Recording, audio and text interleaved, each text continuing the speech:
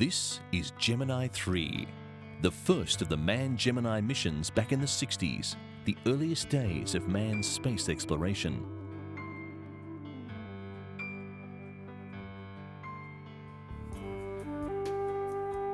The total of 12 Gemini missions had several main objectives, including the investigation of long-duration space travel, extravehicular capability, re-entry flight path control, and the conduction of scientific experiments. Gemini 3 completed 3 successful orbits on March 23, 1965, which marked the beginning of 19 months of manned space accomplishments.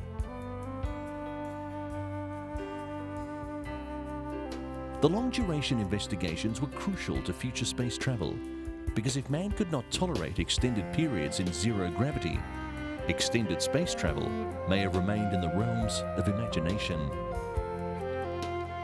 Long-duration flights tested the endurance of both spacecraft and crew. On the spacecraft side, Gemini 5 was powered by fuel cells for the first time. They replaced conventional batteries. Fuel cells were also used successfully on all missions from 7 through 12. This was important because batteries were inadequate for many future space missions at the power levels needed. Apollo, for example, would use similar fuel cells.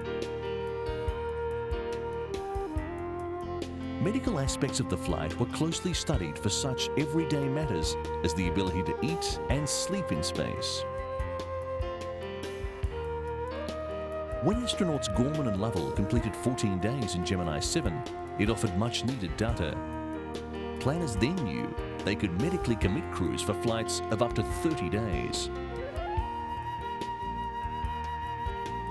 This footage shows the first rendezvous between 2 spacecraft ever, as Gemini 6A comes within a foot of Gemini 7 while in orbit.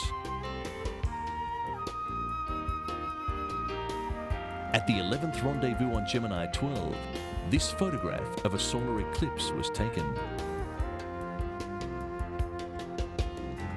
For those who followed the flights from the sidelines by listening to reports on television, rendezvous seemed almost like an automatic exercise. But simply because it was done well did not mean that it was easy to do. Rendezvous required 3 years of theoretical preparation, integrating space mathematics into the constraints of the mission and its hardware. Approximately 100,000 hours were spent on computer computations. When crews were assigned to specific rendezvous flights, each primary and backup crew trained for approximately 400 hours in flight simulators, a total of almost 5,000 hours of rendezvous simulation. Gemini 9A gave NASA its first sophisticated rendezvous experience. 3 different approaches were completed within 24 hours, each of a different nature, to test the practical execution of what was until then all theory. A dual rendezvous was performed between Gemini 10 and the Agena 8, a passive target vehicle still in orbit from an earlier launch. Gemini 11 achieved what is known as a rendezvous in the first orbit, a rendezvous that was practiced in the event of a lunar approach abort. During the first rendezvous, Gemini 6A had moved to within a foot of Gemini 7, but of course the 2 could not dock. The first space dock came in March 1966.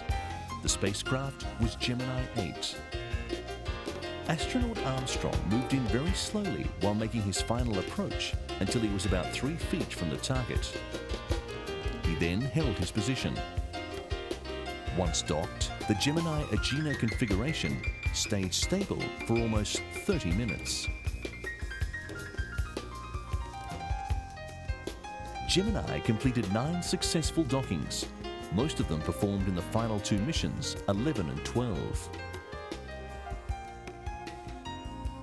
One important aspect of docking was that it allowed the crew to experience the propulsion system of another spacecraft other than their mode of transport. The Agena target vehicle, for example, had a primary propulsion system with 16,000 pounds of thrust. On Gemini 11, the primary propulsion system was lit in a white blaze of energy and quickly propelled the crew to 741 nautical miles, shattering the previous record for peak height in orbit.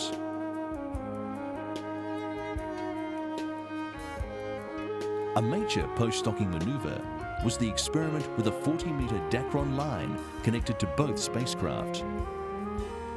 The command pilot gradually played out the tether until it became taut.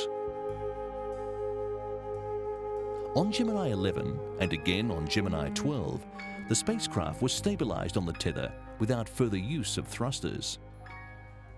Two techniques were used: the spin-up mode on Gemini 11 and the gravity gradient on Gemini 12.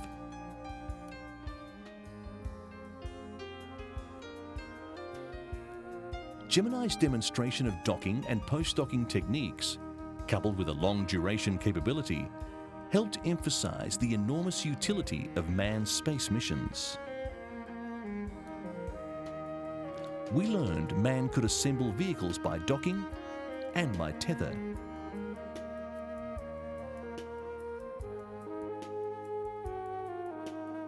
We learned we could maneuver them with propulsion bursts from spacecraft already in orbit.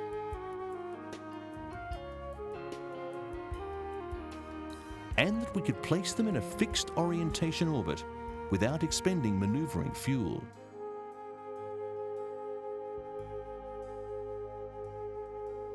In short, with Gemini, we learned we could assemble an orbital workshop and conduct scientific experiments in it for extended periods of time.